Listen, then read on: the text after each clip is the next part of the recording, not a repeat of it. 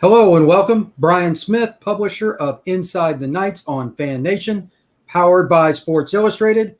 And I'm going to go over my top 3 things that quarterback Dillon Gabriel needs to do for UCF and the Knights to improve his stock during his junior season to be a higher rated quarterback for the NFL draft if he so decides to leave.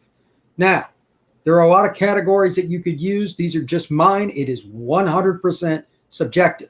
After watching a lot of his film, studying his stats, studying other players that are similar to Gabriel in terms of size, in terms of how they play, these are my picks. I'm going to use one comparison to a player that I have that a lot of you probably haven't heard about, but will more than likely be a very high draft pick himself, and that's a player that it plays out west, but we'll get to that in just a second. The first 3 things that I want to talk about with him are just, again, my picks, nothing more.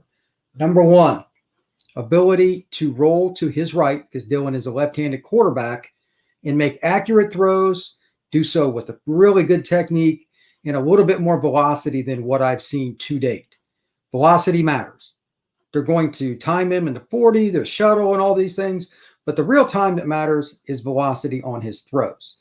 When a quarterback rolls to his right or left, depending on if he's right-handed or left-handed, throws against his body, does he do so by really utilizing his hips, the power through his legs, torque, or does he just kind of sling it? This kid right here, Dillon Gabriel, to date, he's done the right things. If he could just add 2 or 3 miles per hour on his pass, whatever it may be, it will matter. They're going to know you're not going to fool NFL scouts. They're going to study every pass that Dillon made. Further, they're going to look at the accuracy. If he rolls right and does well, and it's at least comparative to rolling to his left, because again, Dillon is left-handed, so rolling left is easier for him. That's a situation where the Knights are going to be in a really good position to win games if he can roll left every time, but that's not realistic. Accuracy is going to be better to the left. I get that. It's very rare that it's not. Needs to be comparative. So those 2 things, velocity and maybe just a slight uptick in his ability to complete passes when he goes right. Now, RPOs, scrambles, and then just designed waggles, bootlegs, etc., that he goes right, they're probably not going to be as high a number, so it's a little harder to judge. You're going to put him in a better position. Let's roll him to the left. Why? He's left-handed. If they have that opportunity, that's going to be part of it. But the NFL scouts will go and look at the areas that he's more than likely not going to be successful. Number 2, and it kind of goes back with the RPOs, Dillon has run the football fairly well for a guy that's known as a pocket passer, but he's a good athlete. 2 problems with that. It's a very up-tempo offense that he's been in before that features the pass, go balls, and short passes. That's what the prior coaching staff taught, and it worked very well. Gabriel was successful with it. Nothing wrong with that. However, if you're going to be successful at the national football level, and it's slowly expanding into this, they want to see you run a little bit, extend games, extend drives with your legs. Now, this isn't saying that they're going to be like Urban Meyer's offense at Florida or Ohio State. That's not what the Florida offense is going into the NFL when he's even going to the Jaguars. Urban's now with the Jags. That's not going to work. You can't get your quarterback hit that many times. But occasionally, can he do that against elite teams? So when Gabriel plays Cincinnati in particular, that'll be the best defense that the Knights play this year. That's something to look. How well does he run the football? How many times do they just flat out call his number, meaning quarterback draw, quarterback sweep, or an option play? All of those are very possible within Gus Malzahn's offense, the new head coach for the Knights, and I expect them to utilize those aspects, especially against teams, again, that have a better chance to beat UCF. Cincinnati on the road is my number 1 game. There's no doubt that's the hardest game that the Knights have. Can he do those things quickly, efficiently, consistently, churn out yards after contact, all of the above? If he can do that and be durable, very important just in general with football, if you don't play, obviously you're not good, then his stock will rise. More specific with his ability to run, again, is RPO. It's everything. The NFL only allows 1 yard for the lineman to move forward from the line of scrimmage and not be penalized as compared to college football where it's 3. So there's a little more play with that. It's harder for scouts to grade him because you've got an easier time in college. It's like stealing. 3 yards is ridiculous. But does he still make the right read? Does he do it after the snap? I'll get into that in just a second. And is he consistently accurate when he's moving his feet? And he's not just taking a normal drop, setting his feet, kind of bouncing and throwing the football. If he's able to do those things consistently, again, stock will go up. Not really that difficult to understand, but Gus Malzahn is really handing him an opportunity here to increase his stock just with his natural offense, because RPOs are a huge part of Malzahn's system, and they have the playmakers outside. O'Keefe, Robinson, they've got Jordan Johnson transferring in. They have other guys coming in, Johnson, Amir, that they have speed, they have size, they have experience. No question the UCF offense can throw the football. Adding the RPO is going to give them a chance at different aspects of it. The last part of moving and making plays, running, doesn't necessarily mean he's running to get yards beyond the line of scrimmage.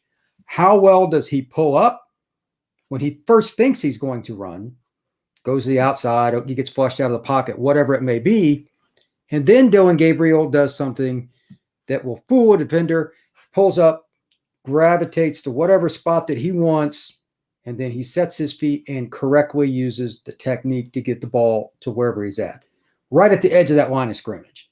It's very hard to do because it's a split-second decision, and it's an opportunity for a defender sometimes to jump up and get their hands up if they're close to him. Those kind of plays can change a game either way. If you're going to do that, if you're going to take that risk, you better be successful. There's a higher chance of a turnover because of deflections, getting a sack, or just taking a big shot. If you stop and you throw, you open up your ribs. That guy's close. That's a career decision right there. If you're getting around a 6'3", 245-pound linebacker, you better be making the best decision for you and your football team. So what does Gabriel do when he runs outside the pocket and it looks like he's going to run, but for whatever reason, hey, I've got a guy down the field. Let's make a big play or at least a chance to get a first down. Does he do it well, consistently, good technique, and protect himself? It's very complex to do all these things, and it's quite frankly something their quarterback continues to develop throughout his career. Every game is different. Every play is different. Final thing I want to talk about is just the ability to scramble and extend plays. It doesn't mean that he runs or passes. It's one or the other in any singular moment. Doesn't matter if it's inside the 5, inside their own 10, extending plays. At the NFL level, Phil Simms talks about every now and then you'll see him, you have to make passes where you're not set in the pocket. If you can't do that, you cannot be a consistent NFL quarterback. He's right. The guys at the next level are getting paid a lot of money to hit the quarterback. A lot of money. The average sack in the NFL happens less than 3 seconds from the time the ball leaves the center's hands until the pass rusher reaches the quarterback. In other words, it happens really quick. If Gabriel is able to extend plays, let's say 2 or 3 more plays this season as compared to his sophomore year, scramble around just to throw it away. Scrambles around, throws it downfield, whether it's caught or not. Doesn't lose yardage. Scrambles around, avoids a hit. Those are things that NFL scouts are going to really look at. Does it mean that he's completely ready for the NFL if he does this, or he's super highly rated because he does? No. It's just another point. Everything is measured. Time. How fast, how accurate, all those things go through, but it goes through the funnel of time. If you do something well, but you do it really slow, they're not going to count it, talking about the NFL scouts. They're just not. You would have been sacked in the NFL. That's their mentality. From talking to different people that are in pro football, been around pro football, played pro football, everything's based on time. They measure that in just every aspect. Corners, what they run the 40 in. If you run this 40 time, this is the most likely situation for you to make it in the NFL. If you make it to the next level, you got a chance to be a starter, etc. Everything is based on time. Dillon Gabriel is pretty nimble, and he's run the ball, and he's done play action. He's done some RPOs and stuff in the past, but he's going to have more opportunities with it. And I think that will actually help him when he ad-libs. The pocket breaks down, somebody misses an assignment, and hey, the other team has scholarship players too. When they have that opportunity to rush the passer and they flush him, Gabriel doesn't always have to necessarily make a touchdown pass. He needs to extend the play. How much more time is he giving himself, the quarterback, to scan the field, to not get hit? All those things, they're going to be measured every play. And I mean that literally. They will measure every single play that he throws a pass or at least drops back to pass. What did he do with it?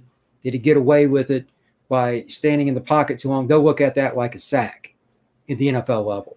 Everything's graded on what it would be at the next level. That's the key.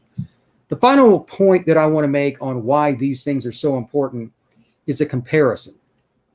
Until today, when I was doing a little final research, I didn't know anything about the following player.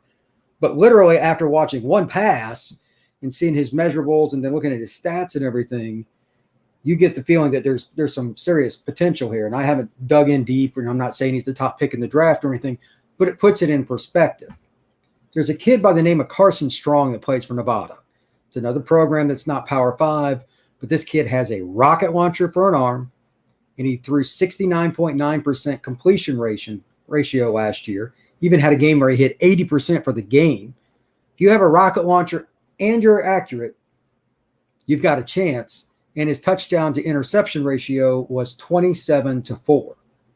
Now, unlike Gabriel, he is not a runner. For the season last year, Strong had negative yards rushing. He is a traditional pocket passer, listed, probably a little less than this, but listed at 6'4", 215. Even if he's 6'3", 210, he's big enough to get drafted and drafted high.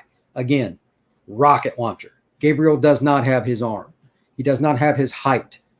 You know how I mentioned everything is measured, based on time? Well, the other thing is measured is length and height. Those are the two things they'll want to know. Gabriel is not going to do well in those categories as an NFL quarterback. That's why running, making decisions, waggles, all the different aspects of it, ad-lib, are so important. That's an area he can be ahead of a guy like Mr. Strong and add to his opportunities to be drafted. I'm not saying that he's going to come out, but if Gabriel does decide to do so, look for the categories I just mentioned to be a part of it. You have to be able to roll. You have to be able to run. You have to be able to make plays, ad-lib. If you're a smaller guy, I'm 5'10", and I've looked Gabriel about dead in the eye. They list him at 6 foot. He's not 6 foot. He might be 5'11". He's not the biggest guy. He's just incredibly accurate and incredibly smart. So with that, one last point, and this is self-explanatory. With the new offense that Malzahn has brought in, there's going to be more post-snap reads. What does that mean? Here's the very short answer, because it's an encyclopedia of information. After the snap, what the defense does, both the quarterback and all the receivers read the defense that's moving, and that they can adjust accordingly. Obviously, that is not algebra, that is calculus, and that's why a lot of teams like Stanford, who runs a pure West Coast offense, which is the most complex, they always redshirt their quarterbacks immediately. You're not going to play in that offense as a freshman in college. You would be terrible. Most redshirt freshmen aren't ready either. It's incredibly difficult. But there's still a mid-level of that, and some of what Gus Malzahn does is certainly more difficult than what the last staff does. They wanted to throw deep or throw short. Intermediate was not very common. It just wasn't. But this offense will allow him to show what he can do in that intermediate area, especially in the middle of the field, where if you're not accurate, turnovers tend to happen. It's by far the highest percentage area because you got linebackers, a little bit of space, and then you got safeties. Dropping it over the linebacker and in front of those safeties is very difficult. And it's also going to show his intelligence. Did he make the right read? If the receiver drops it, that's not on Dillon. That's on the receiver. Of course, with his receiving core, that's probably not going to be a big problem anyway. But it's very important to note that's going to help him. If you add that with the other aspects, running the football in a myriad of ways, and then throwing some little bit harder, but still accurately against his body when he rolls right, just showing athleticism, using his intelligence. This is a kid that could turn pro after this year and really be a good prospect for the NFL draft. With that, just something to think about, because football is here, and I am going to be happy to report about it the rest of this year. UCF is going to be my home for the future. I love being around Orlando, and this is the kind of stuff I want to do. So Inside the Knights, check it out. You can find it if you just type it into Google. It's scrolling across the bottom of the screen here. That's my website, and I am the publisher. Thank you very much for watching, and check out the other YouTube stuff I've got. A lot of stuff about UCF. Take care.